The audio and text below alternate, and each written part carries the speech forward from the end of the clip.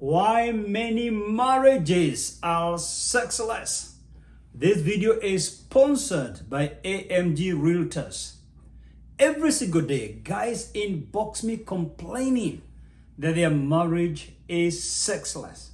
Yet Jesus said the primary reason God brought them together is to become one flesh. Yes, marriage is for companionship.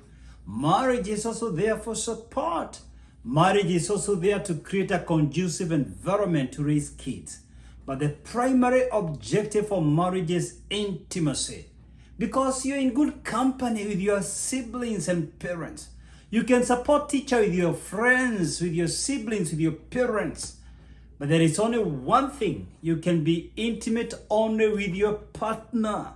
The primary objective for marriage is intimacy. Matthew 19:5, the two shall become one flesh. That's intimacy. One flesh, not one spirit, not one mind. One flesh entering another. The primary reason for marriage is intimacy. No sex, no marriage. And I've done several videos on the same. You can look at them right in my YouTube channel. So let me share with you what I think are the 7 main reasons why many marriages are sexless. Number 1, boring sex. Couples get married, they're excited with each other. 4 years down the lane, they are bored with each other. Intimacy has become a routine and a duty, and they are no longer excited. I challenge you, spice up your marriage.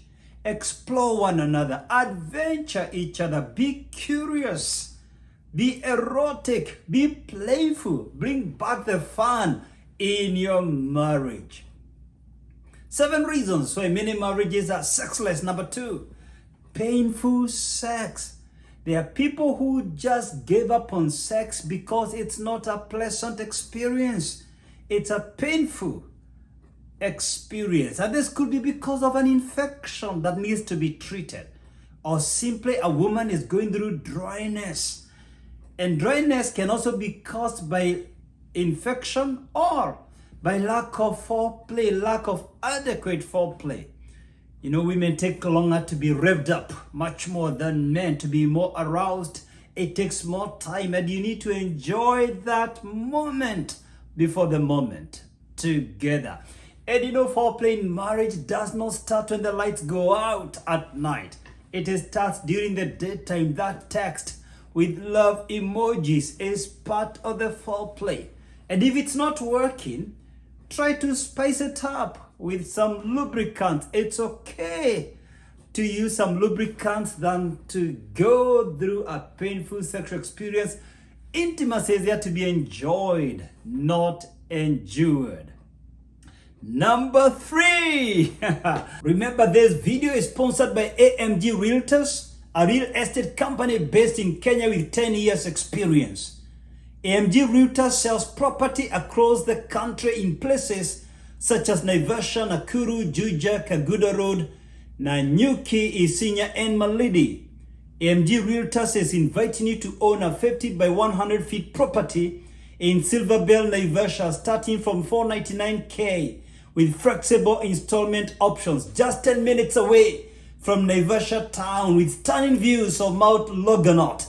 To enjoy this offer, call AMG Realtors at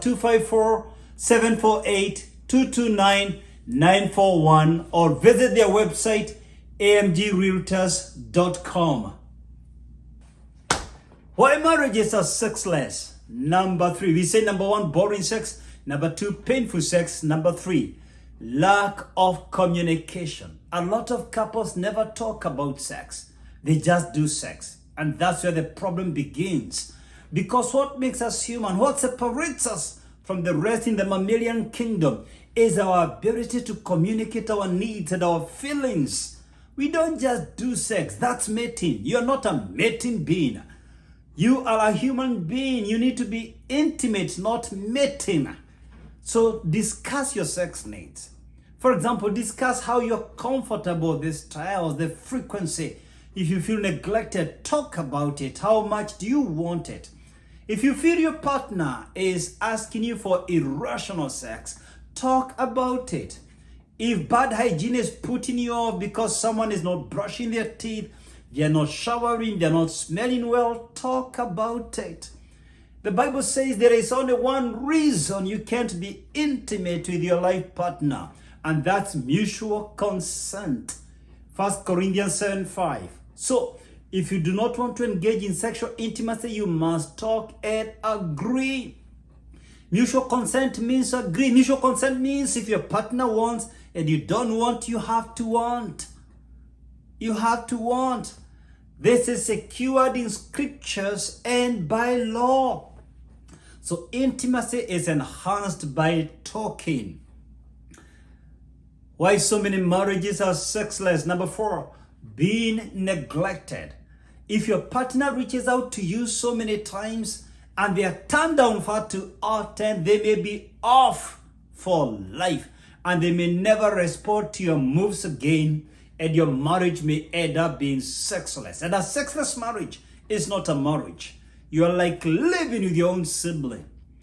But sometimes you may think someone is neglecting you and you just have a mismatch libido. That's why you need to talk about it. Maybe she has just gone through childbirth or menopause or something the man is going through and you think he's neglecting you. You can't eliminate all the problems in marriage, but you can manage them by being intentional, being deliberate, knowing that it is his right, it is her right, it is your partner's right to intimacy.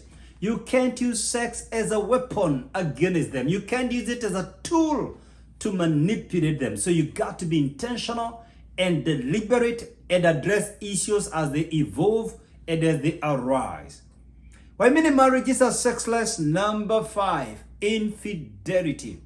I guarantee you, infidelity, extramarital affairs can lead to loss of trust, and it becomes so hard to rebuild trust. It's like putting up a building. It may take 5 years to put up a building, but you can demolish the building with one bomb in just a few minutes. It takes so long to rebuild reputation and trust and confidence. Infidelity can make your partner to disconnect with you and be haunted by the ghosts of your immoral life. So you've got to reassure them over and over again by coming up with ways and means to affair-proof your marriage, to ensure you don't go back to the same thread. And if your partner cheated on you, you need to move on. You need to make up your mind whether you want to stay in this marriage or to move out. But don't keep someone and be sexless. It's your right to move out of wedlock if someone cheats on you. I mean, at least from a biblical perspective and a legal perspective. Jesus said actually one ground for divorce is infidelity. Matthew 5:32 and Matthew 19:9. Matthew 5:32 and Matthew 19:9.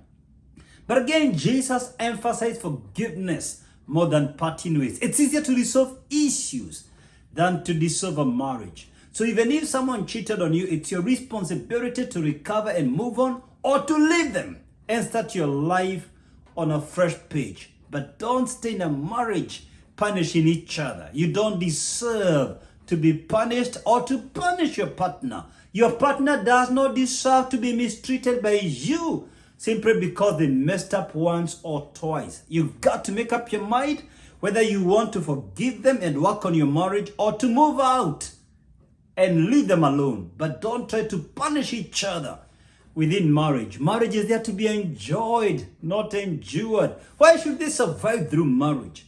Why should they endure marriage? For who? For what? We are not married for our children. We are not married for anything else but for me. You're married for you. You've got to enjoy intimacy in marriage. You've got to enjoy your marriage. Don't stay in a relationship where you're enduring.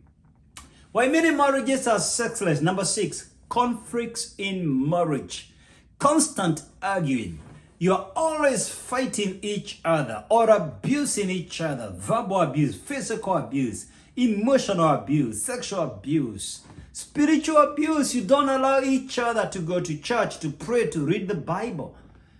I mean, if you criticize your partner, and especially if you make hurtful remarks about their body, they may feel insecure with their own body. And when you reach out to them for intimacy, they're wondering, why on earth do you need me? You said I'm obese, I'm overweight, and she's no longer able to undress in your presence.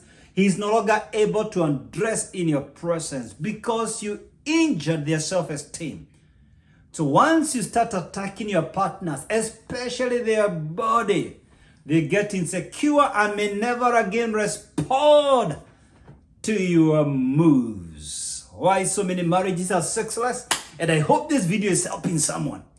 Number 7 and the last one, I don't mean my list is exhaustive, but in my personal opinion, these are the 7 core reasons. Number 7, why marriages may be sexless. Health challenges. Now, health challenges are diverse. It's a long list, but let me mention a few. Impotence. When a man is unable to erect or struggles to erect, his self-esteem is injured and he may shy from sexual intimacy to protect his self-confidence. In that case, you need medical attention. See a urologist. And if you can't get a urologist, see a gynecologist near you. Again, a heart disease can affect somebody's potence.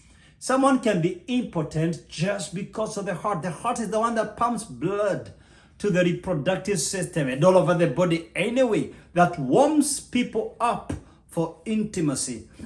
So heart disease can compromise your intimacy. Drugs can lower your capacity to perform sexually. Even your need and your desire for intimacy can come down because of drugs. You know what you need to do with drugs to stop them.